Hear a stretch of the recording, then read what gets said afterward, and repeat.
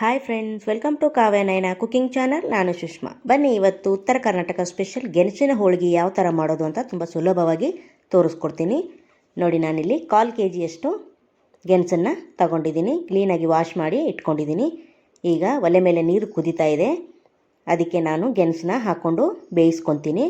ಕುಕ್ಕರಲ್ಲಿ ಬೇಯಿಸ್ಕೋಬೋದು, ಆದರೆ ಬೇಗ ಕುಕ್ಕರಲ್ಲಿ ಬೆಂದರೂ ಕೂಡ ತುಂಬ ಹಿಟ್ಟು ಥರ ಆಗುತ್ತೆ. ಅದಕ್ಕೋಸ್ಕರ ಒಲೆ ಮೇಲೇ ಓಪನ್ ಪಾತ್ರೆಯಲ್ಲಿ ನಾನು ಬೇಯಿಸ್ಕೊತಾ ಇದ್ದೀನಿ. ಅದು ಬೇಯೋವರೆಗೂ ನಾವು ಹಿಟ್ಟನ್ನು ಕಲಿಸ್ಕೊಳ್ಳೋಣ. ಬನ್ನಿ, ನೋಡಿ, ನಾನು ಈ ಕಪ್ಪಲ್ಲಿ 2 ಕಪ್ಪಷ್ಟು ಗೋಧಿ ಹಿಟ್ಟನ್ನು ಹಾಕ್ಕೊಂಡಿದ್ದೀನಿ.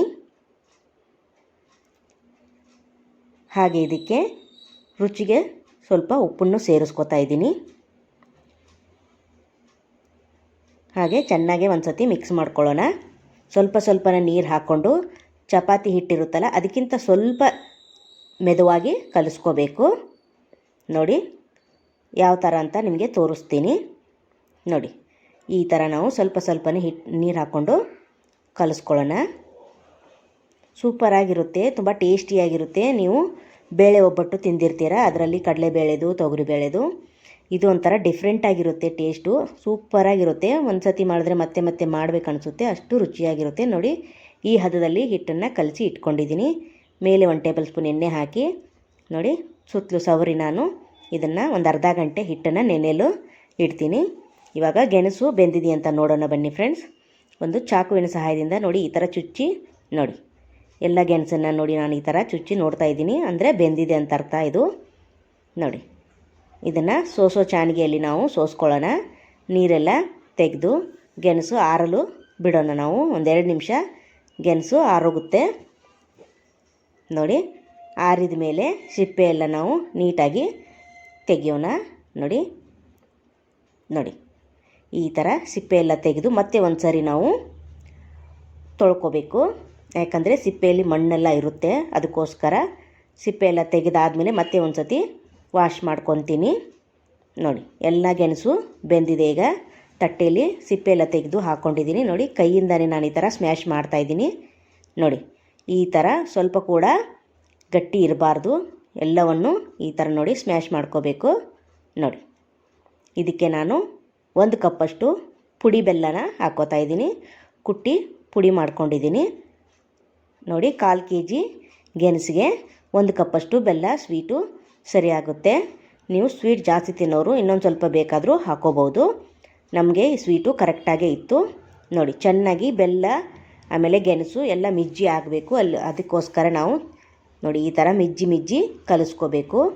ಸ್ವಲ್ಪ ಕೂಡ ಗಂಟು ಉಳಿಬಾರ್ದು ಬೆಲ್ಲದ್ದು. ಆ ಥರ ನಾವು ಈ ಥರ ನೋಡಿ ಕಲಸಿ ಇಟ್ಕೊಂಡಿದ್ದೀನಿ. ಇದಕ್ಕೆ ಏಲಕ್ಕಿ ಪುಡಿನ 2 ಕುಟ್ಟಿ ಹಾಕೋತಾ ಇದ್ದೀನಿ. ಅದನ್ನು ಕೂಡ ಚೆನ್ನಾಗಿ ಮಿಕ್ಸ್ ಮಾಡ್ಕೊಳ್ಳೋಣ. ಇವಾಗ ಸ್ವಲ್ಪ ತೆಳುವಾಯ್ತಲ್ವ, ಇದನ್ನು ಒಲೆ ಮೇಲೆ ಒಂದು ಪಾತ್ರೆಗೆ 1 ಟೇಬಲ್ ಸ್ಪೂನ್ ತುಪ್ಪ ಹಾಕಿ ನಾವು ಇದನ್ನು ಸ್ವಲ್ಪ ಬಿಸಿ ಮಾಡಿಕೊಂಡ್ರೆ ಒಲೆ ಮೇಲೆ ಇಟ್ಟಾಗ ಸ್ವಲ್ಪ ಗಟ್ಟಿಯಾಗಿ ಬರುತ್ತೆ. ನೋಡಿ, ನಾನು ಸ್ವಲ್ಪ ತೆಳುವಾಯಿತು, ಅದಕ್ಕೋಸ್ಕರ ಪಾತ್ರೆಯಲ್ಲಿ ನಾನು ಸಿಮ್ಮಲ್ಲಿ ಇಟ್ಕೊಂಡು ಸ್ವಲ್ಪ ಕೈ ಆಡಿಸ್ತಾ 1-2 ನಿಮಿಷ ಗಟ್ಟಿಯಾಗೋವರೆಗೂ ಈ ಥರ ನೋಡಿ ತಳಕ್ಕೇನು ಅಷ್ಟೊಂದು ಅಂಟಲ್ಲ. ನೀವು 1 ಟೇಬಲ್ ಸ್ಪೂನ್ ತುಪ್ಪ ಕೂಡ ಹಾಕೋಬಹುದು.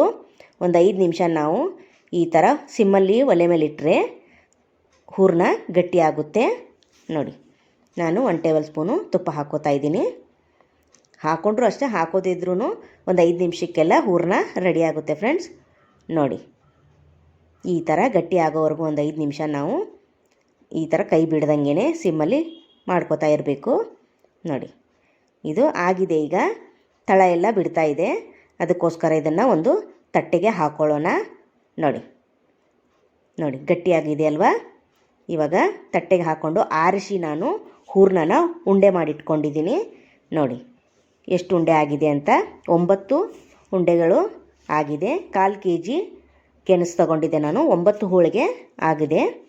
ನೋಡಿ, ಹಿಟ್ಟು ಕೂಡ ಚೆನ್ನಾಗಿ ನೆನೆದಿದೆ.